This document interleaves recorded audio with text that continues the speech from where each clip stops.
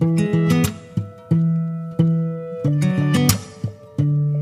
everyone and welcome back to our channel. So ngayon pong oras na ito, gagawa na naman tayo ng madaling lesson sa mathematics.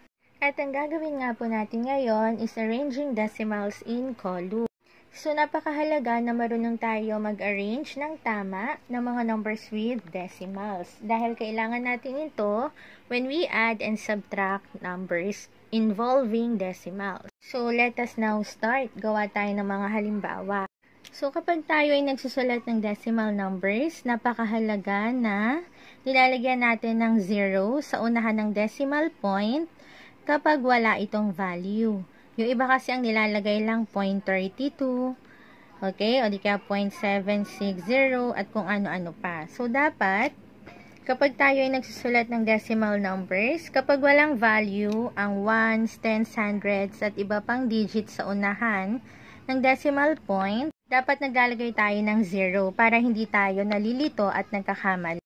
So, ito yung mga halimbawa natin. 32 hundredths or 0.32, 0.1 or 1/10, 0.527 527 thousandths or 0.527. So, paano natin ito i-arrange in column? So, lagi nating tatandaan kapag tayo ay nag-arrange ng mga numbers, lalo na kung may mga decimal point, ang ating pinagtatapat-tapat ay ang decimal point. So, kapag walang decimal point, diba, nag-i-start tayo sa right side ng numbers natin. Pero kapag may decimal point tayo, ang mahalaga na una nating pinagtatapat ay ang mga decimal point. So, gamitin natin itong 32 hundredths. So, paano natin itatapat si 1/10? So, ang decimal point ni 1/10, okay, yan, si 0 at si 1 ay katapat ng 3. Hindi natin ilalagay si 1 sa dulo, ha? Huwag tayong magkakamali. Then, sunod naman, si 527 thousandths. So, again, una natin gagawin ang kanyang decimal point. Ito. And then, 0, 5, 2, 7. So, tanggalin na natin dahil na-i-rewrite na natin sila in column. So, in writing in column, mahalaga na magkakatapat ang decimal point. Okay?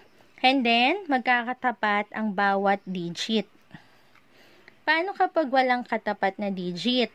Para hindi tayo malilito, pwede tayong mag-add ng zeros, kapantay ng mga digits na walang katapat. Okay? Dahil ito ay pareho lang ng value. So, kapag decimal numbers ang ating pinag-uusapan, pwede tayong mag-add kahit na ilang zeros. Okay? Sa dulo nila sa right side. Hindi magbabago ang halaga ng ating digits.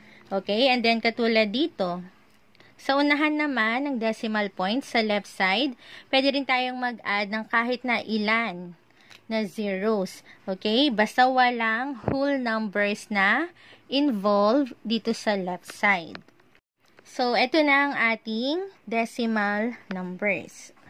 Gawa naman tayo ng iba pang halimbawa. Halimbawa, 3,250 and 25 hundredths. 46 and 1/10. 7 and 381. Okay, so paano natin ito i-rewrite? So, gamitin ulit natin yung una nating digits dito. So, ilipat natin si 46.1 and 7.381 sa tapat ng ating unang nabuong set of numbers. So, si 46.1, si decimal ang pagtatapatin. Okay, and then 1 sa tapat ng 2, 6 sa tapat ng 0 dahil siya yung katabi ng decimal point, and then 4 sa tapat ng 5. Okay? Naman, si 7.38, si decimal point, si 7 sa tapat ng 6, si 3 sa tapat ng 1, si 8 walang katapat, o ito katapat ni 5, at si 1 walang katapat. Dahil nare-write na natin sila, burahin na natin itong ating mga given numbers.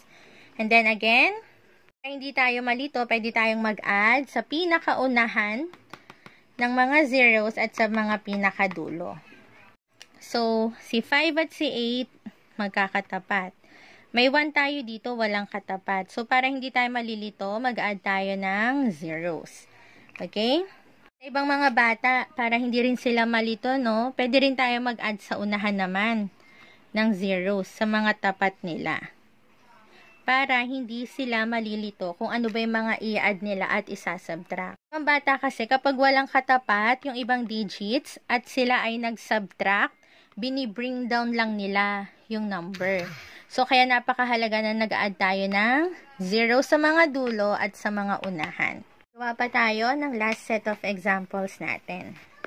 So, halimbawa, 0 and 25 hundredths, 3 and 3 tenths, 4,000 and 2 tenths, and then 15 and 14 hundredths. So, again, ayusin na natin sila. Unahin natin si 3.3. So, si decimal point, magkatapat ng decimal dito sa taas. So, 3. Ang bata kasi, no, kapag nag-a-arrange sila, okay, kung saan-saan lang nila tinatapat. Okay, so, wag nating paghihiwa-hiwalayin yung pagsusulat. So, kung sila, tagi-isang space lang yan. Okay? Tagi-isang space. Wag tayong malilito. Okay, next. Si 4,000 and 2 tenths. So, yung decimal point, ito yan, decimal. So, may 2 na tayo dito. So, dito siya sa tenths. And then, 3 0, and then 4. 1, 2, 3, and then 4. Okay? Next naman natin ay si 15 and 14 hundredths. So, yung decimal point, start tayo lagi dito sa right side. So, si 14. Huwag natin pagsiksikan ha. Hiwa-hiwalayin natin konti. Bigyan natin ng spaces. And then, si 5 at si 1. So, again, magkakatapat ang ating decimal point. Magkakatapat ang mga unang digits. Okay, para hindi malito, bigyan ng katapat yung mga numbers na walang katapat. Okay, so ito, may 0 dito. Ayan, meron pa tayo ditong isang 0. Lagyan natin ng mga 0 para hindi tayo nagkakamali. At meron pang 4. Ayan.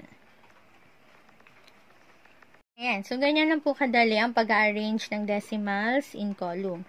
So next time gagawa pa tayo ng videos kung paano ba mag-add and subtract ng mga decimals. So kailangan alam natin kung paano ba mag-arrange in columns. So thank you so much sa inyong panonood. Nawa meron na naman tayong natutunan. God bless us all.